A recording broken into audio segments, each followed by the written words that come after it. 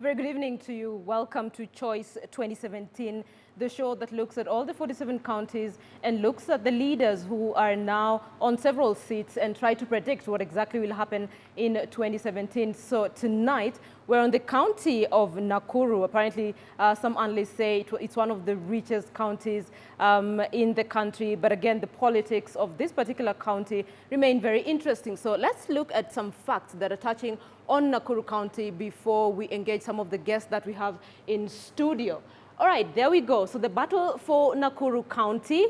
Nakuru County has 695,319 registered voters. This is a big number, over 500,000, 695,319. Those are the number of registered voters that are in the county of Nakuru. Probably with the voter registration currently going on with the IEBC, that number could go up by a few hundred, so to speak. So Nakuru County has how many constituencies? You have Molo, Njoro, Naivasha, Gilgil. So Naivasha has 110,000 registered voters. So apparently there are some analysts who say Naivasha could be one of the constituencies that will determine who exactly gets what seat in the county of Nakuru. Let's move to the next board as we look at the different constituencies in the county of Nakuru. Kuresoi South, Kuresoi North, Subukia, Rongai, some of the constituencies that make up the county of Nakuru, Bahati, Nakuru Town West, and Nakuru Town East at 90,872. So Naivasha and Nakuru have the highest numbers of registered voters in Nakuru County, and there are those who say probably this will determine who exactly gets some of the seats in that county. So as we speak, the governor in the county of Nakuru is Kinuthia Mbugua. He got that seat via the TNA ticket, and of course is still serving, trying to defend his seat come 2017. Let's move on to the next board as we focus now on the senator. James Clerie Mungai also came in via TNA ticket. That is how this county of Nakuru is currently represented. So you need to focus on this because probably this could be a pointer on how the county of Nakuru will vote come 2017. There are those who say Nakuru County is already jubilated, quote unquote, and 2017 will be decided by a couple of two people. We'll tell you who the two people will be. But Nakuru County, how they voted in 2013, Uhuru Kenyatta, then of Jubilee Coalition, got 80% of the total votes in Nakuru County. 494, 239, 80%. Just missed 20%. So this is how Nakuru County voted in 2013, and there are those who still say that Uhuru still has that clout in the county of Nakuru. Raila Odinga got 105, 660, 17%. So the question is, will court be able to marshal enough numbers to make this number go a little bit higher, move it from 17 upwards, 195, as opposed to Uhuru Kenyatta's 80%. That is how the two leaders were voted for in 2013, Raila Odinga getting 17%, and of course Uhuru Kenyatta getting 80%. So this is how they voted. Question is, how will they vote in 2017? This is Choice 2017. So here's how you can be part of this conversation. You can tweet us at KTN News. You can tweet me at Linda Ogutu. Use the hashtag Choice2017, especially if you're from the county of Nakuru. A, we want to know how you would rate the performance of your county government. 2, we want to know what are some of the factors that will determine who you will vote for in 2017. And there's a very interesting aspect that's now coming up, the youth aspect. And we spoke to some of the residents there, and they had very varying opinions on the youth. But for now, let's take a look at some of the bites we had from Nakuru. We asked the residents there how they would vote the county government in terms of performance. Let's listen in. There is no tangible project that you can see that is taking place, more especially in Nakuru Town West constituency. Over time, the Kenyans are told that there are roads which are under construction and under schools. These were from the previous leadership, like the roads were brought forward by the 2010 government under the parliamentary representation of Honorable Riki Nyanjui, and he worked so hard, plus the council, that we made the roads that are under construction in Nakuru Town West a success. On the average, I will give them a max of maybe 3 out of 10. Yeah, because the only department that has really performed, that whose work can be seen, is the health department.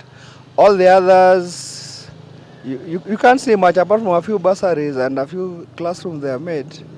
I don't think they've done much, and that's why, for example, Governor Kinudhi Ambuga was heckled a few weeks ago when the president was here because of that very little or none performance. There we go, you're on Choice 2017. Those are residents of Nakuru sort of giving a scorecard to the county government. How do they think the county government has performed so far? So here's the thing. We have Honorable Samuel Arama, Member of Parliament, Nakuru Town West. We'll be speaking to him. He'll be live for us in Nakuru. And we'll also be speaking to Stephen Mkawale. He's a Standard newspaper reporter live as well from Nakuru. But here in studio, right next to me, is John Mutudho. And we all know him from Nakada. But I want him to introduce himself with specific respect to 2017. My name, of course, is John Mutudho, Chairman Nakada. And I'll be vying for Governor Nakuru. And for clarity of purpose, not Senator Nakuru. It's Governor Nakuru. You want to be the governor of Nakuru? Nakuru, come yeah. 2017? Yes. You think you're best fit for the job? Oh, 100%. All right. 100%. Right next to him is Lawrence Bomet. He's also vying. I'd allow you to introduce yourself. Thank you. May I just take this opportunity to greet the peoples of Nakuru and to say that, Are yes, you campaigning already? This is Lawrence Bomet. And they call me Reverend, they call me Commissioner. Those are titles that I carry with me. But yes, I did vie last time for Nakuru County Governor. And I was actually the runner-up. I got a respectable vote of 129,000 votes in Nakuru. And so, you did well. Yes, I am. Thank you. I'm actually going to be vying for the same. And so, yes, I believe that indeed we can deliver. So basically both of you want the same seat? Absolutely. Okay, may the best man win. Thank you. For the purposes of 2017. All right, let's bring in Stephen Mkawale. He's joining us from our Nakuru office. Stephen, you have been in Nakuru for quite a while. You understand the dynamics of the politics in Nakuru. If you were to look at the performance of the current county government, how would you rate it? You've spoken to the residents on the ground. Yes, the performance of Governor Kinudhi Ambuga is it's 50-50 according to me, because there are some of the things that he promised people when he came in as when he was campaigning, which he has delivered, and there are some other things that he has not delivered. For example, he promised the employment, to create employment for the youth who are majority of the voters in this county, but that one has not been seen so much. And there are other issues that about the issues like corruption that has been reported in this county. You remember we have been reporting about skewed employment scam, where some people are employed without following the correct process, without the county approval of the county assembly and the board. Those issues have affected Governor Kinudhi Ambuga's performance, and people will be looking at some of those issues when they are going to vote in 2017. There is also the issue of revival of the perennial sector. The governor came in very strongly when he was campaigning and promising farmers that he will be able to ensure that Perennial Board of Kenya is up and running. He went ahead and allocated some 2 million shillings to buy seedlings to around 2,000 farmers, but that has not exactly come out clearly how the farmers have benefited, because the perennial sector is still going down, and the farmers are not getting their dues. There's another issue of skewed allocation of resources. There has been talk around the county that the governor is so much in favor of Naivasha sub-county, which is one of the areas that has a high population. Those issues, there are people from the other side of the county who are saying that the governor is not looking at what about their welfare. That issue will also come into play. And then there's another issue of inclusivity in terms of employment in the county. those are some of some people feel that he has not done enough to bring it all these other communities that are around Nakuru to try and build up this county. And again, there is also an issue of that resource allocation issue I was talking about. There are people who feel that projects are being taken to other parts of the county, and like Naivasha, and other areas are not benefiting. Like there's an issue of the Salga bus stop, where residents were complaining that the county has not done enough to upgrade that rolling parking bay to the standards that are required. That issue has been is a very emotive issue in that area. Stephen, because can you hear Salga residents feel that they have been left. Yes, I can hear you, Linda. Stephen, can you hear me? Yes, Linda, I can hear you. Okay, that list is very long. Trust me, I'm listening to your list, and it can feel like an entire full scope. But thank you. Stay with me though, because in studio I have John Mututho and, of course, Lawrence Bomet. Both of them are vying for the governor's seat. Gentlemen, you've listened into some of the concerns that are being raised by the residents, of course, via Stephen Kawale. Mr. Mututho, let me begin with you. Why do you think you're best suited for this job? What exactly do you think you'll do different? I would start by saying that some of you know me more for my work in Parliament in Agriculture Committee than even Nakada, other than Mututho laws. And I quickly tell you that why you'd have to deal with alcohol is twofold. That in agriculture, there are only 4 factors of production. One is labor, then you have capital, and then you have land, and entrepreneurship. All those ones will be knocked off by alcohol, for instance. And that's how I came to be so passionate about having surveyed and looked at the performance of agriculture generally. Why I'm suitable is that I am bred there. My great-grandfather comes from those areas. You do realize that is not a qualification just because you're born there? No, I'm just saying that I have the background. of the area, the poverty-stricken areas, being son of a squatter. I know what has happened. I've seen the paradigm come and go. I've seen wheat, I've seen maize, I've seen the collapse of KFA, I've seen KPCU, I've seen all.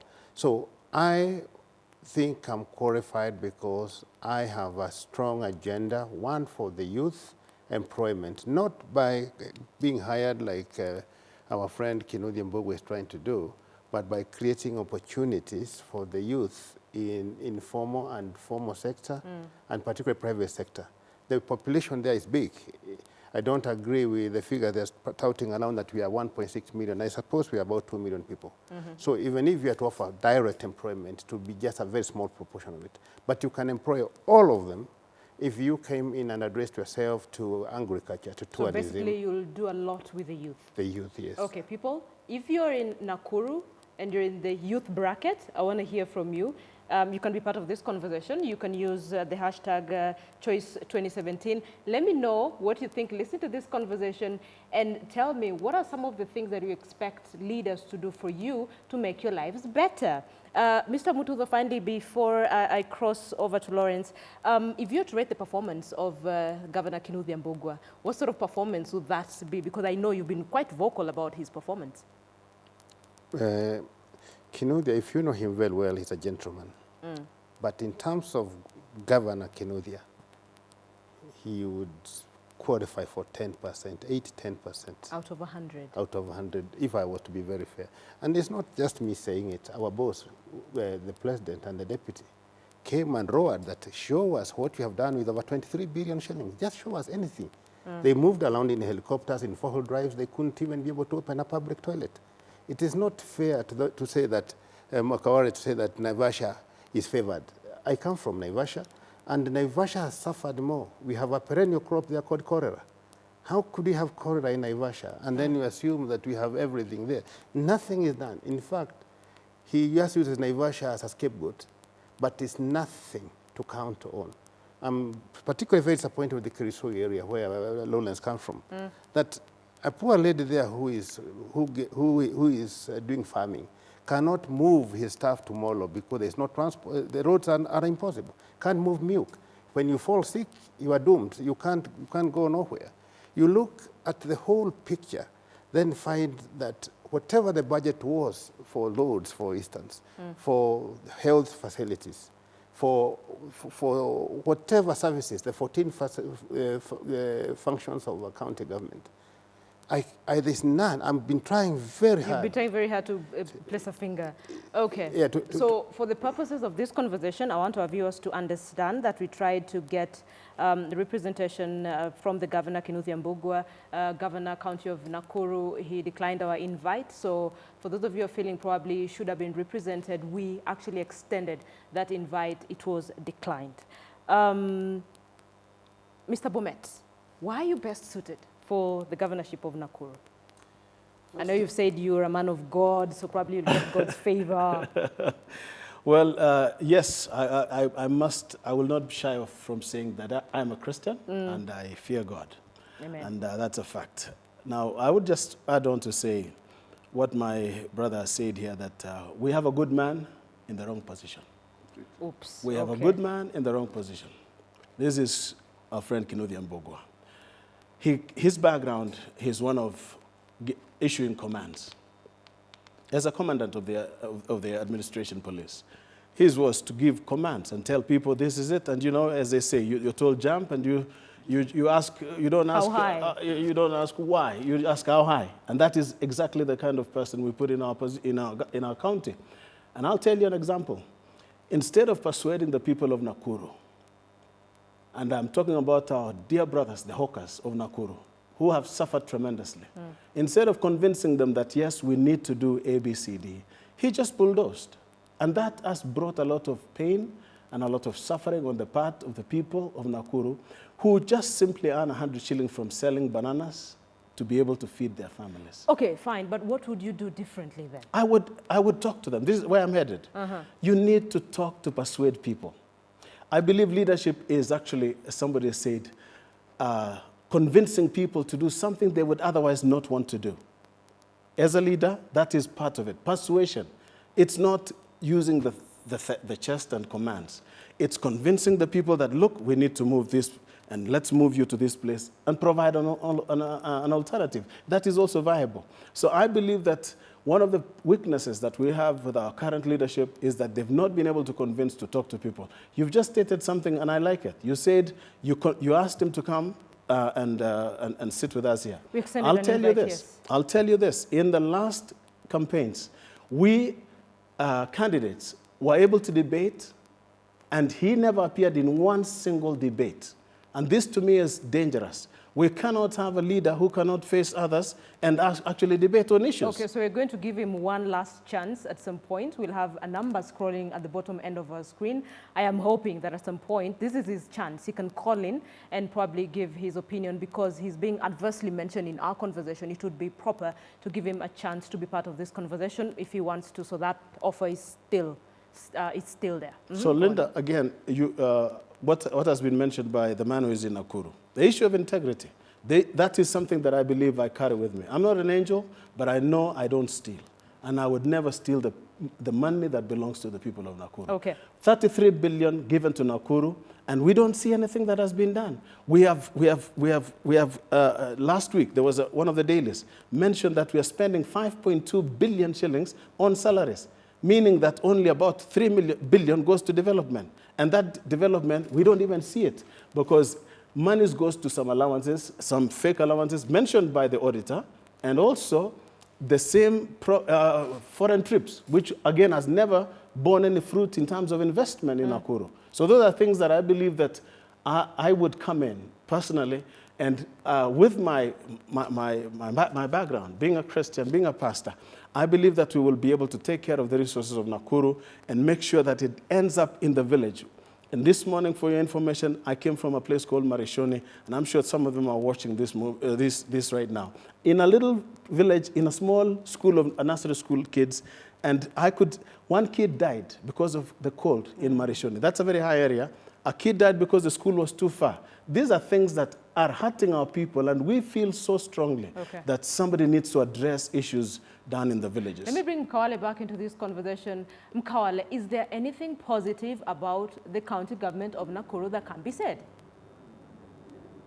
Linda, there are some good things that the governor has done for Nakuru residents, especially in terms of early childhood development. We have seen since he came in, has constructed about 149 ECD centers across Nakuru. But unfortunately, those centers have no teachers. And then there's an issue of bursary to the needy kids, children from needy families. A number of them have been absorbed into these 52 million shillings that was given the other day. There's also the issue of road. The governor has listed like they have done around 2,000 kilometers of road using some 2 billion Kenya shillings since they came in. That one, although it's debatable, some people are saying that it's okay. There are market centers that have been constructed in various places, including Nakuru town itself. There's a wholesale market that has come up to absorb these street hawkers. Those are some of the good things that the governor has done so far that some people are talking about. Linda. It's very interesting because the two gentlemen in studio seem to think that there's very little that Governor Kinuthia Mbugua has been able to do for the county of Nakuru. Stephen Kawale, thank you so much for speaking to us from Nakuru, just giving your insight. He is a journalist with the Standard newspaper. He has really been reporting a lot on Nakuru, understands the issues on the ground. Stephen, thank you so much. So listening in to Stephen, he says there are some positives, Bwana Mutudho. I mean, we can't just give him, you give him a 10%. I mean, in fact, I want even to revise to 5%. Reason being. No, but you can't be a teacher who gives 90 and then you come back and give 70. There is always an appeal. Okay. Looking at Nakuru, 2,000 kilometers of road done. Where? Right. Where? We've never seen it. Where? We come from that area. All I know, there are two friends of his somewhere who got 25 contracts to construct a road and they were fully paid. They even don't know how roads look like, but they have been fully paid. That one is a fact, and it's in the audit. Okay. And let me tell Kinuthia Mbugua, the governor of Nakuru, that the issue of addressing media to issues touching on the people is enshrined in the Constitution. Article 118 clearly stipulates that public affairs shall be conducted in the open as much as possible. So it's not a question that he likes KTN or doesn't like KTN. It's not a question of John Mutudho liking KTN or doesn't like KTN. It is an obligation. But and then I say something very simple and very basic. We voted him in as Governor Nakuru. He didn't have a manifesto. He has never had a manifesto. And normally in life, if you don't know where you are going, it all takes you there. We don't know whether that was his plan. So as far as I'm concerned, we flawed also in our part because we should have given us manifesto. What did he want to do? On the ECD, he says we have so many ECDs done, but at what cost? Let me educate Nakuru people that an average cost is 2 million shillings. Whereas members of parliament and Kimani Ngujiri, Rama, and everybody listening to me, including Mr. Kihage, are able to do a better structure for about 600 to 800,000. But he is for 2 million, sit there, lack of planning. Lack of poor planning never constitutes an emergency. You do an ECD, you are supposed to hire teachers, you don't hire teachers, you overcost them, and the buildings start crumbling. I can say for a fact. So, gentlemen, what you're telling me is that there's no 2,000-kilometer road that has been constructed in Nakuru County. Maybe Lowlands area, maybe I'm not going to his... No. Faster. It's to be honest, I do not know where that 2,000 road comes in. I wish somebody could give a specific place and say from here to here, there is a road that has been constructed. But there isn't any. And onto that, to add on to the ECD, ECD is so basic. I mean, this is things done by the MCAs with the 25 million that they're given. But there is a lot of money that remains in the county, which we're asking, where does that money go to? Where does that money go? Exactly, because if the national government does roads all over the country, then also the county should be able to do things within the county, not just leave it to the MCAs with the 25 million. There's billions that remains unaccounted for within the county government. So this is what we're saying. We are convinced that money has not been utilized properly. And if you were to read the daily, one of the dailies last week, it's even including some staff who are promoted from job group F to Q within 1 year. And these are now, I believe, the buddies of the governor who are given goodies. And this is only some few select in the county, while the masses are languishing in poverty. So these are the things that we are crying, and you should hear the people on the ground. They're just saying, honestly, we have not seen any development here. And the Nakuru that was once great, the great Nakuru, the one that was the cleanest town in East Africa, is no longer. It's no longer. Remember, former late President Jomo Kenyatta spent a lot of his time in Nakuru.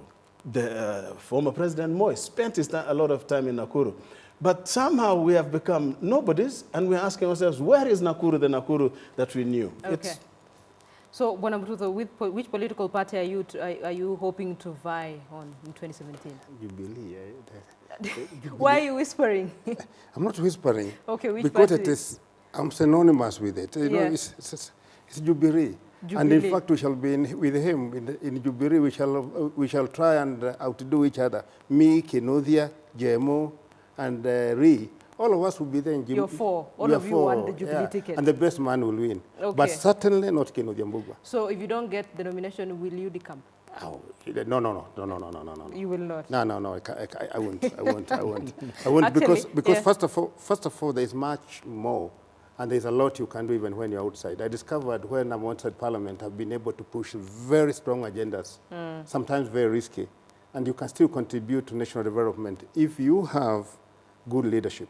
So if my brother Lawrence gets it or Kenyanjui gets it, I'll be okay. But if Mbugua gets it, I'll be the first one to go to the court. Why would because there's no way that man can win without... No, but it's a democratic system. What if he actually wins? Democracy is the voice of the people. And all the people in Nakuru, and tell them to call here, all the people in Nakuru are saying the biggest blunder they have made this century is to have this Afande as their governor. Okay. I am yeah? hoping that my producer can open the lines so that I can hear from people from Nakuru. Bwana Bomet, yes. Which political party? Okay, he says Jubilee, but I want to hear it from you because that is a question I'll that is being Jubilee. asked by Samson Nyankaya. And it's a very good question for me because actually the last time I was in court, what happened? Court. Well, I'll tell you, let's just be very frank. I was in URP, and at the last minute we were told that because of the marriage between URP and TNA, the ticket has been given to Kenothia Mbugua. That it has gone to the TNA candidate. Okay. Now, having when that happened, my supporters, the elders, my community said, Bomet, we care less now. Just simply get a party and we shall vote you regardless of the party that you are in. So I went to court and I don't regret, and I'll not put any insults on court. I respect court, but now I'm back home. I'm back in Jubilee. So if you're back home and and the same thing happens again? No. This time around, it will not happen because even those who did are regretting. And they wish Bomet was the governor today. Okay, so as part of this conversation, in Nakuru, we have Honorable Samuel Arama, Member of Parliament, Nakuru Town West. He's on an ODM ticket, and actually that was very important for us to be able to have a balanced conversation. Mheshimiwa, very good evening. Thank you for joining us on Choice 2017. Listening into the conversation we've been having with the gentleman here, what sort of performance, looking at the performance of the Nakuru County government, how would you rate the performance and why? Thank you so much, Irinda, for inviting me to this studio. But I can say that Kenothia Mbugua has performed up to 65%. And of course, for competitors, people are competing with him.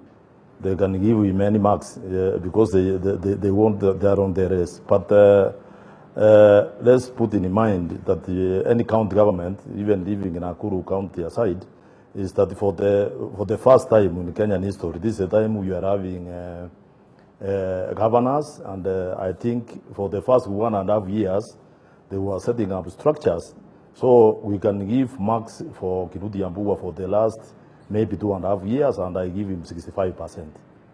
Let's be part of this conversation. We'll come back to you after we take a short break. Mheshimiwa, give me a few minutes. I need to take a break. But as we take that break, we'll take that bite on performance when we come back after this break. Thank you for watching Choice 2017. I'm seeing lots of your questions on social media. Trust me, I'll pose the questions to the two gentlemen. And indeed, thank you for watching Choice 2017. Let's now take a break. We'll be back.